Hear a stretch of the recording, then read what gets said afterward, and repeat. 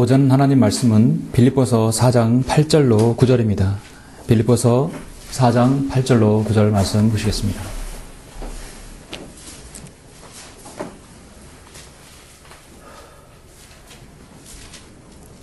(8절) (9절) 봉독해 올리겠습니다. 그토록 형제들아, 만일 무슨 덕이 있거나 무슨 칭찬이 있으면 무엇이든지 참된 것, 무엇이든지 정직한 것, 무엇이든지 의로운 것, 무엇이든지 순결한 것, 무엇이든지 사랑스러운 것, 무엇이든지 좋은 평판을 얻는 것, 이런 것들을 생각하라. 너희는 또한 나에게서 배우고 받고 듣고 본 이런 일들을 행하라. 그리하면 평강의 하나님께서 너희와 함께 계시리라. 아멘. 오전 설교는 그리스도의 덕을 소유하는 성도, 그리스도의 덕을 소유하는 성도라는 제목으로 설교하고자 합니다. 시대가 악해짐에 따라서 좀처럼 예절과 도덕을 모르는 사람들이 많은 것을 보게 됩니다. 요즘 들어서 공공장소에서 상식적으로 이해되지 않는 행동들을 하여 많은 사람들의 얼굴을 찌푸리게 하는 그런 경우를 우리는 자주 보게 됩니다. 저도 서울에 지하철 탈 때도 그런 상식 이하의 도덕을, 예절을 보이는 사람들을 좀 보게 되죠. 애완용개를 지하철에서 용변을 보게 한다든지 해서 일명 개똥녀라는 말이 나왔죠. 담배를 핀다든지 담배녀가 나오고, 근데 하필 다 여자애들이에요. 심지어 소변, 대변까지 보고 도망가는 사람들이 있어요. 지하철 안에서 그런 일이 있습니다. 여러분은 소변도 보는 걸로 확인했었을 것입니다. 동방예의지국이라는 말은 참으로 무섭게 하는 사람들입니다.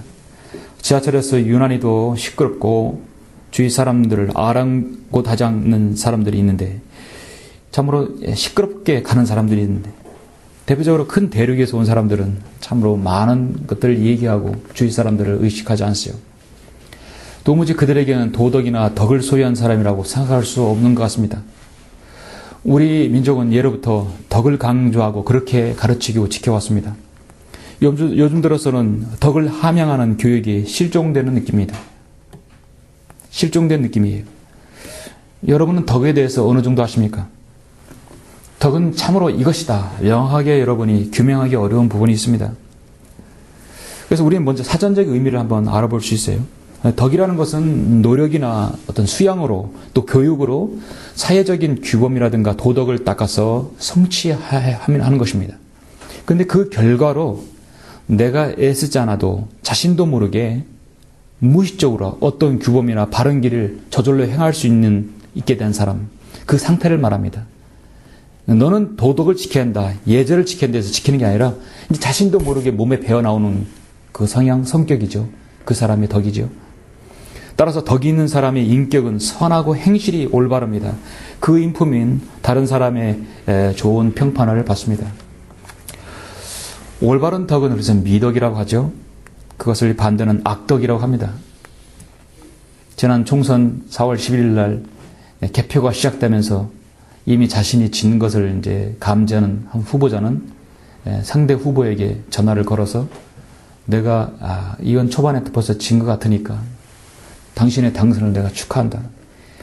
시민을 위해서 좋은 선정을, 좋은 정치를 베풀 수 있도록 기대하고 나도 바라보겠다. 그렇게 한 후보자가 있었습니다. 깨끗하게 물러나고 깨끗하게 승복하는 정치. 참으로 보기 좋죠? 이는 덕이 있는 정치라고 할 수 있습니다.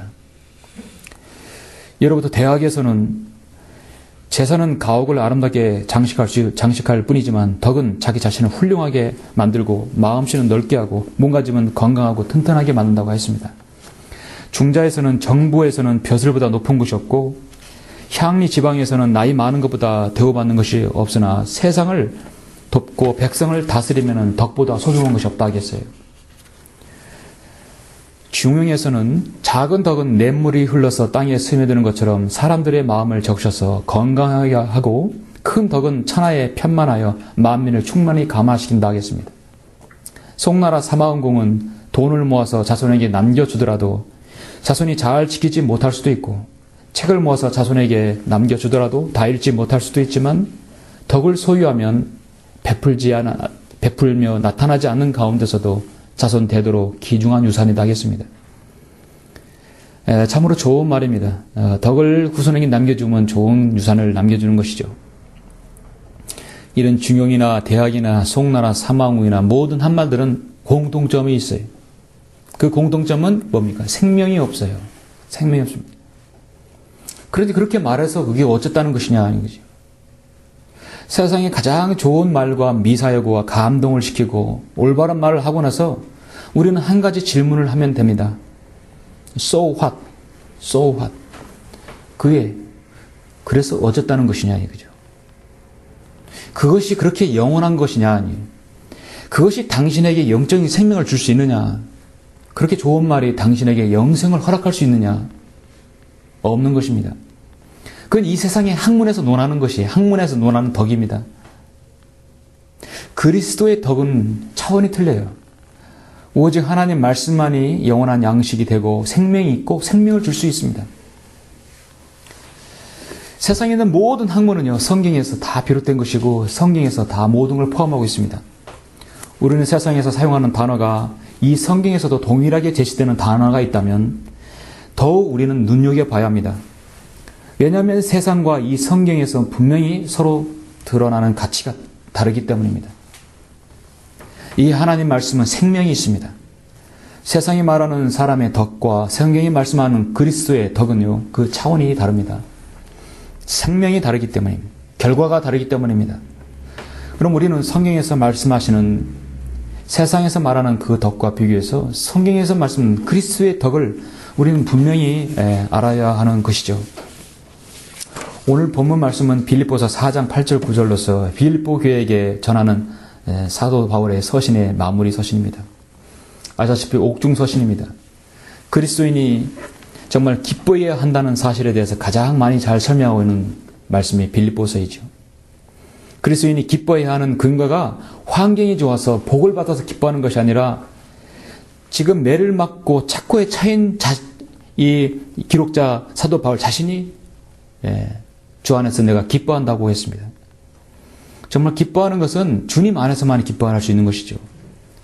주님 안에서 기뻐하는 것은 영적인 영적 전쟁에 있어서도 안전하다고 말할 때 내가 기뻐할 수 있는 것입니다. 그것이 빌립보서의 가르침이죠. 이 빌립보 교회는 사도 바울이 데살로니가 교회와 더불어서 가장 사랑하는 교회예요. 가장 좋아하는 교회였어요.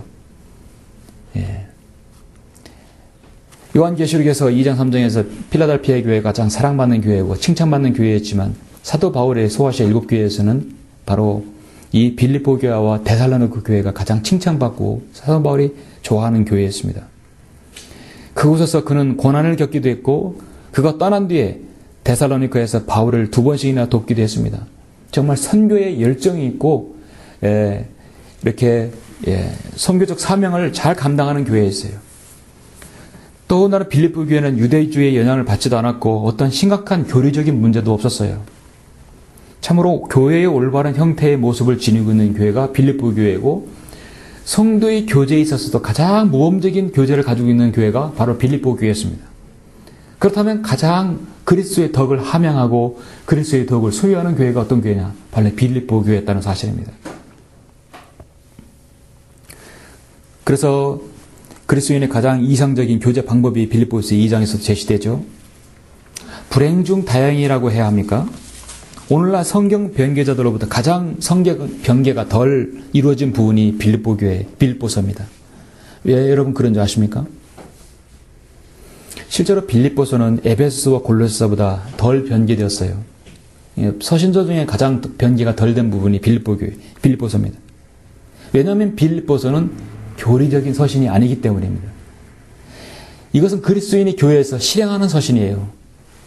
거듭나지 않은 채 오직 실행과 행위만으로 자신의 구원을 받으려고 또 안위를 받으려고 구원의 영원한 보장을 받으려고 하는 사람들에 있어서는 이 빌립보서는 최고의 대우를 받아요.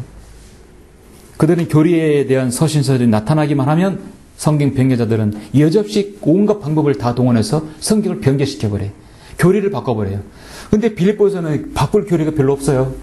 그렇기 때문에 손댈 곳이 없는 것이에요. 그저 행위만 강조하니까, 행위를 강조하니까 그대로 놔둬버리는 겁니다. 빌립보서는 그만큼 교리보다는 성도에 있어서 교회 안에서 새 실행을 주로 언급하기 때문입니다. 사실 빌립보에서의 모든 말씀은 1차적으로 구원받지 않은 사람들이 아니라 바로 구원받은 그리스도인입니다. 그들이 교회 안에서 행하는 실행들이죠. 그런데 오늘날 구원받지 못한 교인들은, 목사들은 빌립보서를 먼저 들이대는 것입니다. 구원받지 못한 교인들을 데리고 교회 놀이하기 가장 좋은 본문이 바로 빌립보서입니다. 우리는 구원받았고 그리스도 안에 속한 사람들이고 영생을 소유했고 성경대로 믿는 신앙을 가진 사람들이에요. 그러므로 우리 빌립보서야말로 우리에게 해당하는 말씀입니다. 실상 그리스도인에게 있어서 가장 중요한, 너무도 중요한 말씀들이 이 안에 많이 있습니다.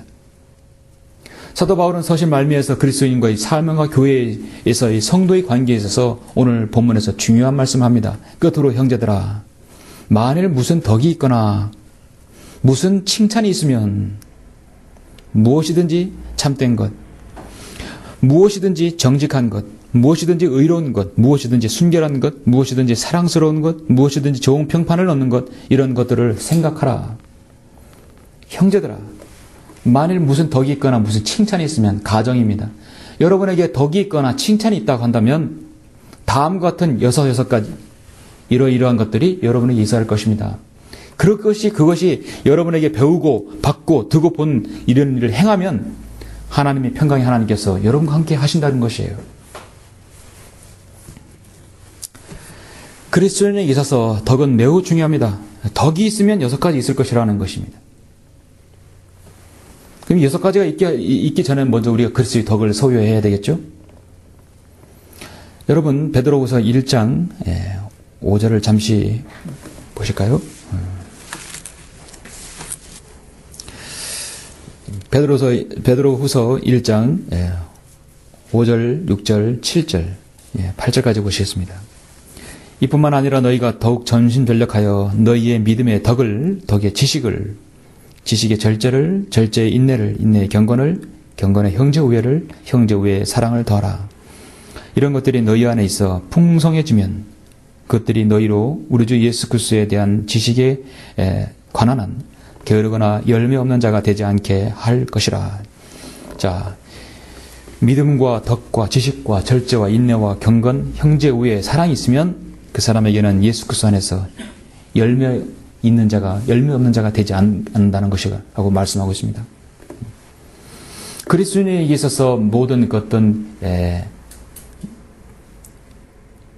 8가지의 갖춰야 할 덕목을 따진다면 가장 먼저 믿음이죠. 믿음으로 구원받아야 됩니다. 가장 먼저 중요한 것은 믿음입니다. 그 다음부터 무엇을 쌓느냐가 중요하죠. 이 순서는 누차 말씀드렸지만 절대 순서가 바뀌면 안 됩니다. 믿음의 절제가 쌓여서 안 되고, 믿음의 지식이 먼저 들어가서 안 되고, 믿음의 사랑과 형제우애가 아니라 믿음의 덕이에요. 마치 벽돌을 쌓아 올리듯 믿음과 덕과 지식이 아니라 믿음의 덕입니다. 믿음의 덕이에요. 그 다음에 지식입니다. 가장 중요한 것이 믿음과 덕과 지식을 먼저 쌓아야만이 다른 것을 쌓을 수 있는 것이에요. 가장 중요한 그리스도인의 덕목 3가지. 정말 믿음과 믿음의 덕과 덕의 지식입니다. 믿음으로 구원받은 사람에게는요, 덕이라는 그릇이 필요합니다. 덕이라는 그릇이 없거나 좁았을 때는 그 위에 지식을 담을 수가 없어요. 그러니까 덕은 바로 여러분의 그릇이에요. 그리스도인의 그릇이에요. 예수 그리스도께서는 모든 그리스도인의 헌신과 섬김과 모든 삶의 영역에서 가장 이상적인 모범을 보여주셨어요. 주님도 우리에게 분명히 덕을 보여주셨습니다. 우리는 사도 바울의 그 어떤 가르침을 할지라도 사복음서에서 우리는 그것을 찾아서 볼 수 있고 배울 수 있습니다. 덕은 성경에서 제가 여러분 오래 기억하시라고 저 한문 옆에 virtue라는 말을 썼습니다. virtue라고 써있어요. 성경에서 신구약에서 저 virtue라는 저 덕이라는 부분에서 3가지 의미로 나오는데요. 오늘 여기 베드로후서 1장이라든지 오늘 본문의 빌립보 4장에 나오는 이 virtue라는 헬라어로 바로 아레데라고 합니다. 아레데. 그런데 이 부분이 룻기서 3장이라든지 잠언 12장이라든지 31장에는 현숙한 여인이 나와요. 그 현숙한 여인이 나올 때 그 앞에 항상 이 벌추라는 말이 나옵니다. 그래서 히브리어로 차일이라는 말을 써요. 그래서 성경에서는 아레데에 바로 덕이라는 말, 그리스도인이 갖춰야 할 덕, 아레데. 그리고 구약의 히브리어 차일이라는 말이 있습니다. 그 현숙한 여인이에요. 이것이 여자에게 들어가면, 대비되면 아주 현숙한, 여자로서의 최고의 덕목이 현숙한 여인이 되는 것입니다. 근데 이게 우리 주님과 주님과 연결이 되면 어떤 말씀이 되는 것입니까? 바로 능력이 되는 것입니다. 마가복음 5장을 잠시 보시겠습니다. 마가복음 5장, 여러분, 이게 두 사건이 동시에 겹치는데, 잠깐 보시겠습니다. 21절 보시면, 예수께서 배로 건너편으로 다시 건너가시니 큰 무리가 주께로 모이더라. 그러나 주께서는 바닷가에 계시더라. 그런데 보라, 회당장들 중에서 야이로라 이름하는 한 사람이 와서 주를 보고 그의 발 앞에 엎드려 간절히 청하여 말씀드리기를, 내 어린 딸이 죽어가고 있나이다. 간 과원이 오셔서 그 아이에게 안수하시어 그 아이가 치유받고 살아나게 하소서라고 하더라. 예수께서 그와 함께 가시니 큰 무리가 주를 따라가며 밀치더라. 12년 동안 유질병을 앓고 있는 어떤 여인이 있었는데 여러 의사에게서 많은 고통을 받았고 또 가지고 있던 것도 모두 허비하였지만 조금 더 나아지지 아니하고 오히려 악화된지라. 지금 회당장의 야이로의 딸이 지금 죽어서 가고 있는 거예요. 죽어가고 있는 거예요. 지금 이걸 그런 과정에서 10년 동안 유출병을 하고 있는 여인이 등장한 것입니다. 그 여인이 예수에 관하여 듣고 무리 속에 들어와 뒤에서 주의 옷을 만졌으니 여인에게 믿음이 있었어요. 내가 하나님 예수님의 옷만 만져도 낫게 되리라는 확신이 있었어요. 대단한 믿음입니다. 이는 여인이 말하기를 만일 내가 그분의 옷만 만져도 낫게 되리라고 함이라.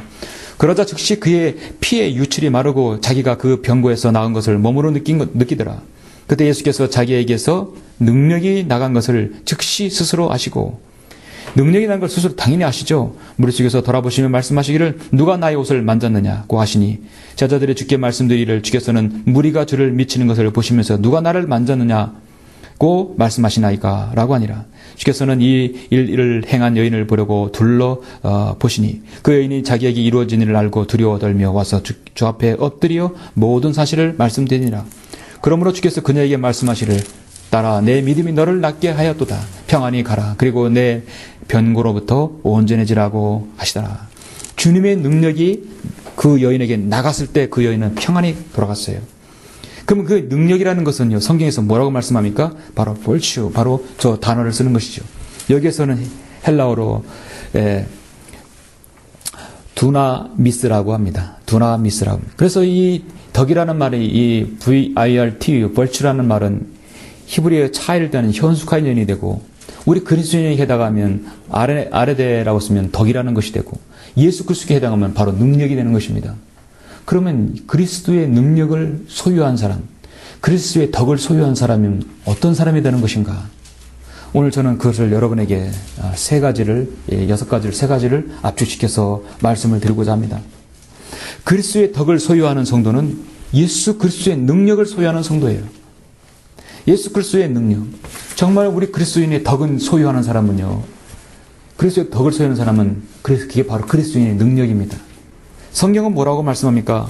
오늘 본문에서 8절에서 그토록 형제들아 만일 무슨 덕이 있거나 무슨 칭찬이 있으면 무엇이든지 참된 것, 무엇이든지 정직한 것이라 했어요. 그리스도의 덕을 소유한 성도는 첫 번째로 무엇이든지 참되고 거룩한 것이어야 합니다. 그건 우리의 섬김과 교제가 모든 것에서 참되고 거룩한 것이어야 합니다.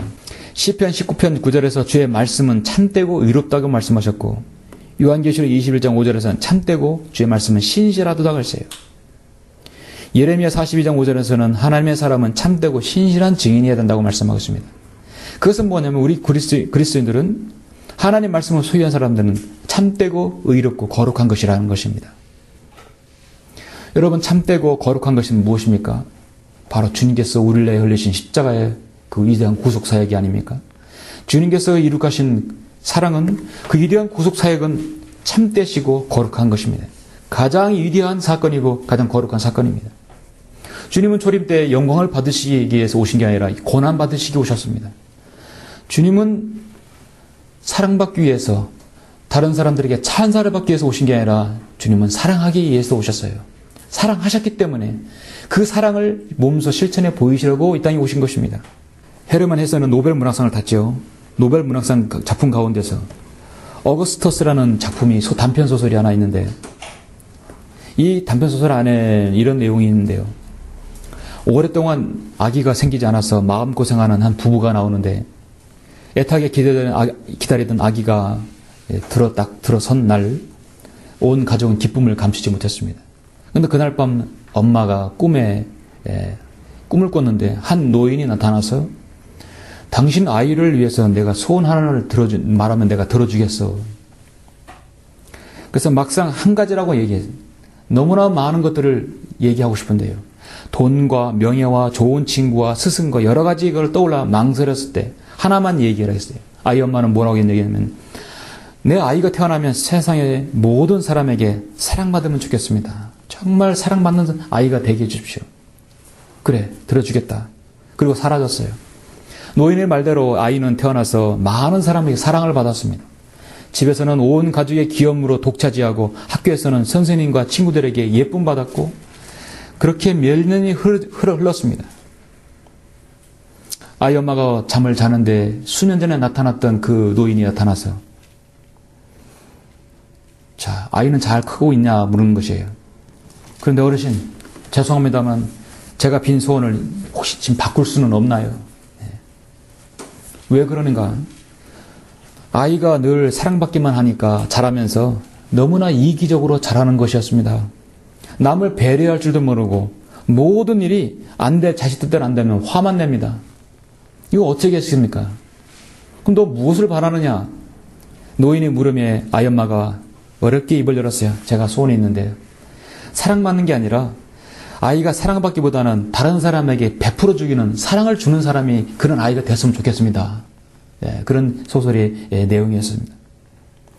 여러분은 당신은 사랑받기 위해 태어난 사람이라고, 여러분 장로교 칼빈주의자들 노래하는 거 들으셨죠? 당신은 사랑받기 위해 태어난 사람. 철저히 칼빈주의에서 비성경적인 노래죠. 그러나 그 거꾸로 하면 성경적입니다. 여러분은요, 사랑받기 태어난 게 아니라 여러분은 사랑하기 위해서 태어난 사람들이에요. 여러분은 거듭나서 그리스도 안에서 거듭나서 다른 사람에게 사랑을 주어야 하는 사람들입니다. 왜냐하면 사랑을 받아서 구원받았기 때문에요. 여러분은 사랑하기 위해서 태어난 사람들이에요. 다른 사람을 사랑하는 것입니다. 사랑 받는 것이 아니라 사랑 주면서 생을 보내야 되는 것입니다. 그것은 그리스도 안에서 참되고 거룩한 것이에요. 그 사랑을 받았기 때문에 내가 사랑을 줘야 되겠죠. 옛말에 아주 가까운 벗을 지교라고 하죠. 그런데 한감 더 나아가서 서로 친구간끼리 뜻과 기질들이 서로 통한 아주 막역한 사이를 지부라고 합니다. 더 나아가서 돌처럼 변하지 않는 우정을 석교라고 합니다. 돌석자를 써서 석교라고 합니다. 그는 더 나아가서 벗이지만 저 친구는 너무너무 괜찮은 친구야. 내가 정말 경외감이 들 정도로 내 존경하는 친구야. 친구라도 존경하는 친구였죠. 그런 친구는 외우라고 합니다. 그런데 더 나아가서 더 좋은 친구는 어떤 친구인지 아십니까? 내가 잘못을 했을 때 엄격하게 직언해주고 조언해 주시는 친구가 바로 쟁우라고 합니다. 나의 잘못을 지적해주고 정확하게 일러주는 친구가 쟁우. 그게 최고의 친구예요. 우리 그리스도인은 서로와 섬기며 또 이 교회 안에서 믿음 생활할 때 어려울 때 도와주고 변치 않는, 정말 돌처럼 변하지 않는 그 우정의 석교를 가지고 있어야 되고, 우리는 같은 뜻과 기질이 있어야 되고, 아주 가까운 벗이죠. 우리는 여러분 일가 친척보다 더 가까운 사이입니다. 매주마다 만나죠. 수요일도 만나죠. 여러분의 형제자매들은 1년에 2번, 3번밖에 못 만나잖아요. 내 잘못을 잘못을 잊고 또 내가 실수했을 때 그것을 말할 수 있는, 직언할 수 있는 사람이 누구입니까? 바로 그리스도 안의 형제들인 것입니다. 그것이 정말 우리 그리스도 안에서 참되고 의롭고 거룩한 것이죠. 바로 그것이 덕을 소유하는 성도의 자세인 것입니다. 에베소 4장 32절에서 너희는 서로 친절하고 다정다감하여 서로 용서하되 하나님께서 그리스도를 위하여 너희를 용서하신 것 같이 하라. 성경 말씀하고 있습니다. 그리스도의 덕을 소유하는 성도는 어떤 성도인가? 두 번째는 무엇이든지 의롭고 순결한 것이어야 한다고 성경은 말씀합니다.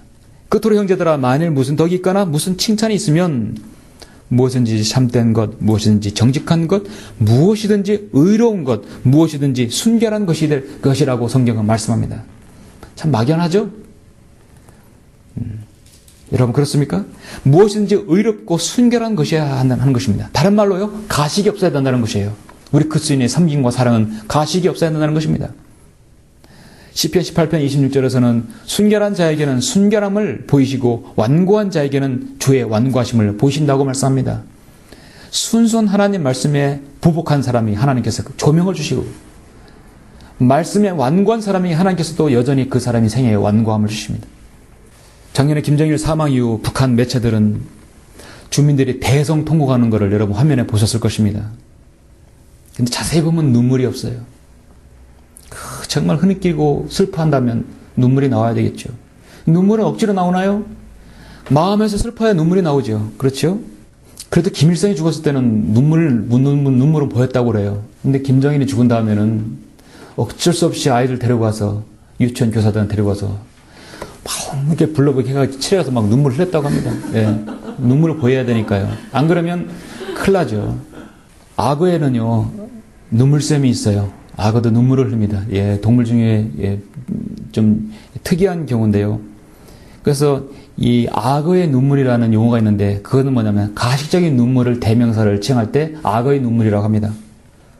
악어 눈물샘이 있는데, 근데 악어가 슬퍼서 눈물을 흘리는 게 아니라 입을 움직일 때, 신경을 움직이면 먹이를 씹을 때, 먹을 때 같이 신경샘과 연계되어서 눈물샘을 자극해서 눈물을 흘려요. 그래서 악어는 먹을 때 슬프지도 않은데 막 눈물을 흘리는 것이에요. 고마움의 눈물인지 몰라도 하여튼 감정이 없습니다. 동물은 감정이 없죠. 그래서 일명 슬프지도 않는데 억지로 눈물을 흘려가지고 막 눈물 막 이렇게 해서 슬픈 척하게 하는 것을 일명 뭐라 하냐면 악어 눈물 증후군이라고 합니다. 억지로 우는 것이에요. 우면서 침도 흘리고 그 신경샘을 건드려서 먹이를 삼키면서도 눈물을 흘리는 것이 악어입니다. 우리 그리스도인들은 가식적인 것이 없죠. 듣고 말할 때 우리는 가식 없이 맞고 가식 없이 말하고 가식 없이 들어야 합니다. 말할 때는 가식 없이 꾸밈 없이 말해야 합니다. 들을 때는 마찬가지입니다. 상대방이 들을 때는 예, 그렇습니까? 아, 그래요? 아, 그렇군요. 아, 맞습니다. 그리고 한 번만 상대방이 말을 들을 때는 3번 맞장구 치고 2번 동의하고 1번 말하는 것입니다. 그것이 바로 대화에서 좋은 요소이고 상담에서 좋은 요소이죠. 우리 상대방이 교제할 때는 경청해야 할 자세가 필요합니다. 그리고 말할 때는 아주 조심해야 돼요. 우리의 세치되지 않는 이 혀는 큰 오온산을 태우는 불과 같이 돼버릴 수 있다고 성경 말씀합니다. 이와 같이 혀도 작은 지체이지만 큰 일들을 자랑하느니라. 보라, 작은 불이 얼마나 큰 것을 태우는가. 혀는 불이요 죄악의 세상이라. 그처럼 혀는 우리 지체들 가운데 있으면서 온몸을 더럽히며 또 일생을 불태우나니 곧 지옥의 불에서 태우는다고 성경 말씀하고 있습니다. 그래서 우리가 말하고 행동한 모든 것은 우리는 가식 없이 행하고 말해야 되는 것이죠. 베드로전서 1장 22절에서는 뭐라고 말씀합니까? 너희가 성령을 통하여 진리에 순종함으로써 너희의 혼들을 정결케 하여 가식 없는 형제 사랑에 이르렀으니 순결한 마음으로 서로 뜨겁게 사랑하라. 그리스도의 덕을 소유한 성도는 무엇이든지 의롭고 순결해야 된다고 했어요. 그러면 우리가 가식 없는 형제 사랑에 이르렀다는 것은 순결한 마음으로 서로 뜨겁게 사랑하는 것이라고 성경은 말씀하고 있습니다. 디모데전서 4장 12절은 말과 행실이 있어서 영과 믿음과 순결이 있어서 믿는 자의 본이 되라고 성경은 말씀하고 있습니다. 우리가 덕을 소유한 사람은 의롭고 순결하다는 것은 내가 말하고 행동하는 것에서 가식이 없다는 것이죠. 상대방이 얘기할 때는 진지하게 듣고 말할 때는 또 그렇게 내가 진솔하게 가식 없이 말해야 되는 것이죠. 이게 우리 그리스도인의 교제에 중요한 것입니다. 그게 바로 덕을 소유한 성도인 것입니다. 그리스도의 덕을 소유하는 성도 마지막 3번째는 무엇입니까? 오늘 본문에서 뭐라고 말씀합니까? 그토록 형제들아 만일 무슨 덕이 있거나 무슨 칭찬이 있으면 무엇이든지 참된 것, 무엇이든지 정직한 것, 무엇이든지 의로운 것, 무엇이든지 순결한 것, 무엇이든지 사랑스러운 것, 무엇이든지 좋은 평판을 얻는 것, 이런 것들을 생각하라. 마지막 세 번째는 그리스도의 덕을 소유한 성도는 사랑스럽고 좋은 평판을 얻어야 하는 것입니다. 여러분, 성경에는 좋은 평판을 얻은 사람이 많이 나옵니다. 여러분, 잠시 이제 요한 3서 1장을 잠깐 보시겠습니다. 요한 3서 1장을 보시죠. 요한 3세는 좋은 평판을 받는 두 사람이 나오면 데메트리오, 바로 가이오가 나오죠. 1장 12절에 보니까 먼저 데메트리오는 모든 사람과 진리 그 자체로 좋은 평판을 받았으니 실로 그러하도다. 우리도 증거하노니 너희는 우리의 증거가 확 참된 줄을 아느니라. 데메트리오에 대해서 교회에서 그의 일생에 대해 잘 모르지만, 그러나 성경에서 이 생명체에 그의 이름이 나왔다는 것은 그는 모든 그리스도인으로부터 진리의 자체로 좋은 평판을 받았다고 성경은 말씀합니다. 누구누구에 대한 사람들의 비평을요, 평판이라고 합니다.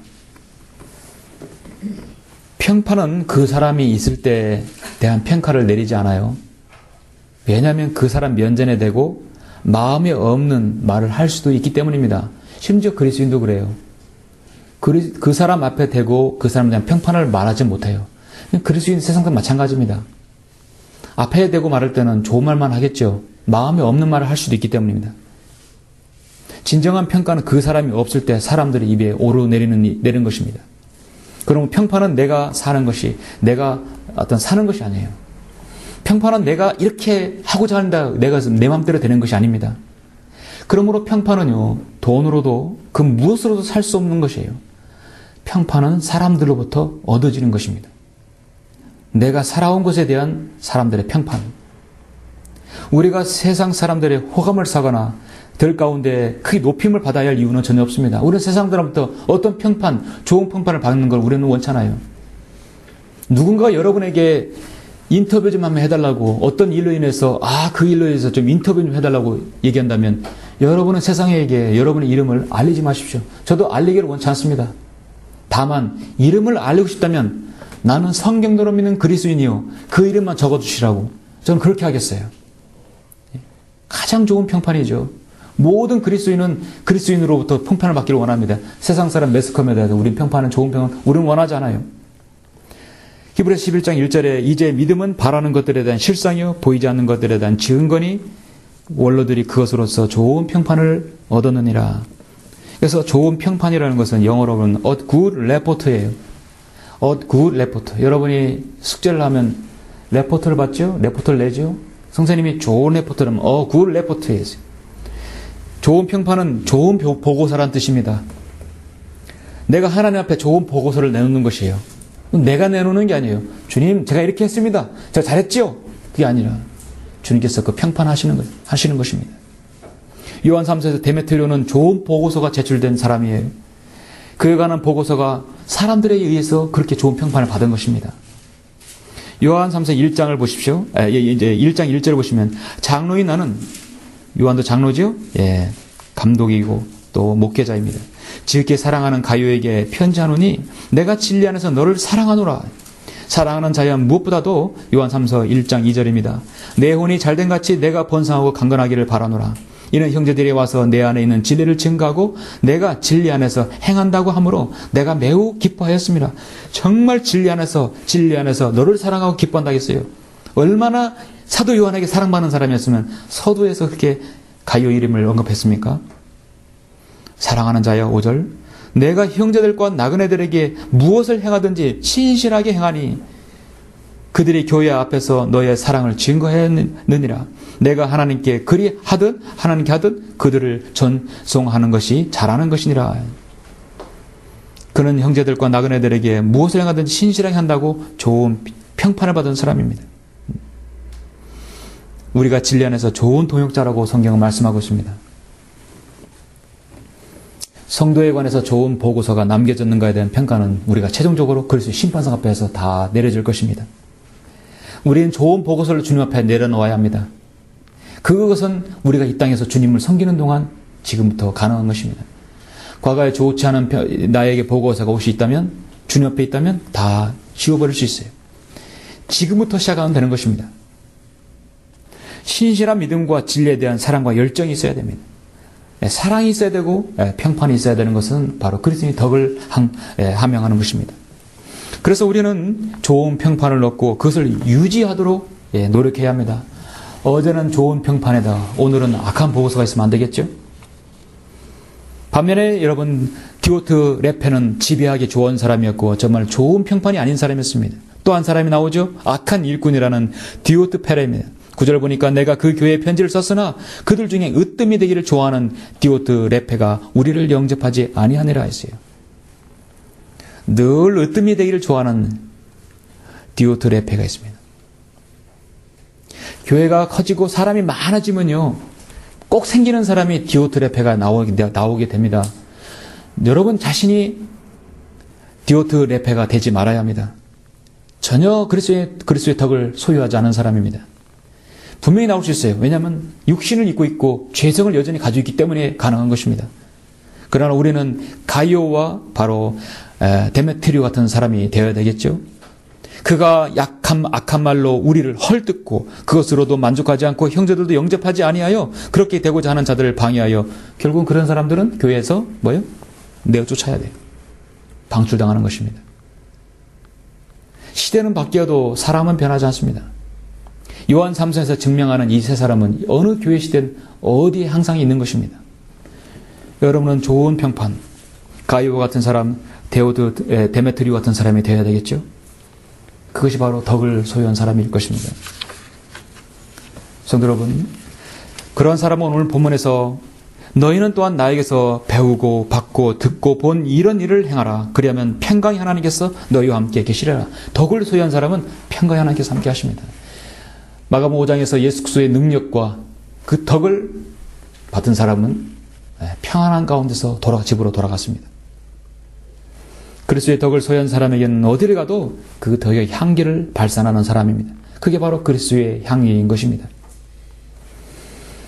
감나무는 예적부터 7가지 덕이 있다고들 하죠. 감나무는 참으로 사람에게 참으로 덕을 주고 참으로 이로운 나무이죠. 감나무는 참으로 좋은 것들을 가지고 있습니다. 여러분 시골에도 감나무 여러분 있죠?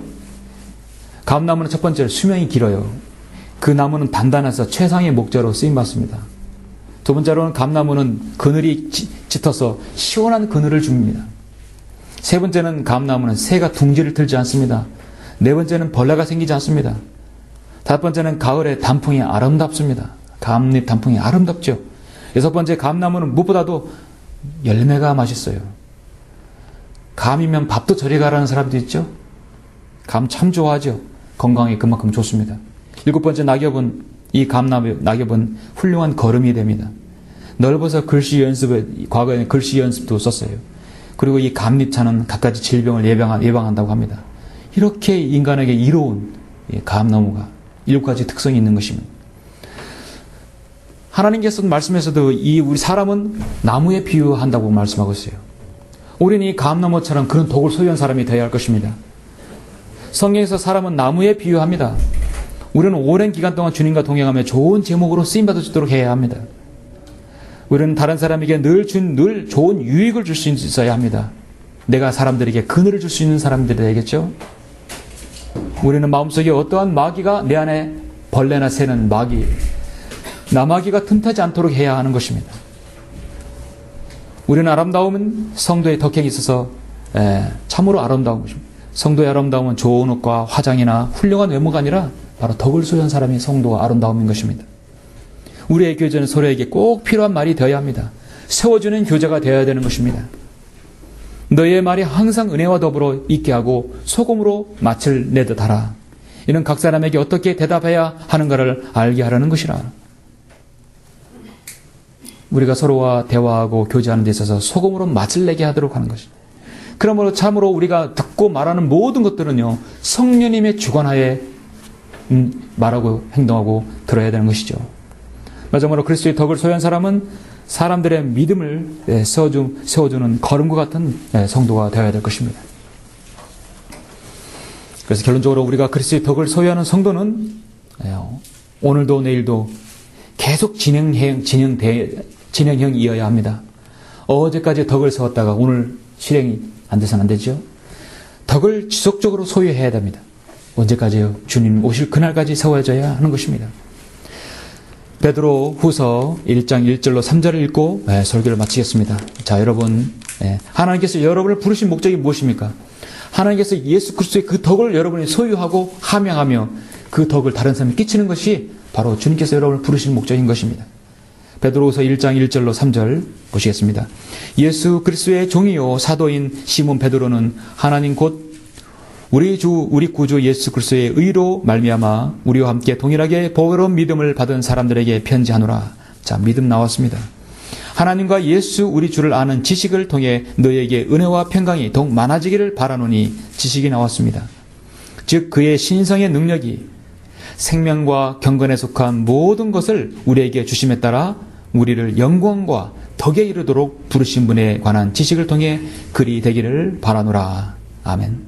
여러분이 정말 덕에 이르도록 부르셨다는 사실을 잊지 마시길 바랍니다. 여러분 그리스도의 덕을 늘 소유하시길 간절히 바랍니다. 기도하시겠습니다.